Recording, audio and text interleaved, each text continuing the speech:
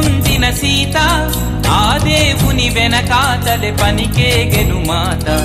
లంకేశుడు బెదిరించెను పలుమాయల చేత బెంబేలున మూర్చిల్లెను అయ్యో మన సీత ఆ బాధే నాలో పాటై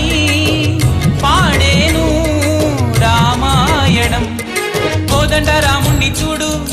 కోరింది చేటివాడు ఆ సుందరాంగుణ్ణి చూడు మా తల్లి సీతమ్మ జోడు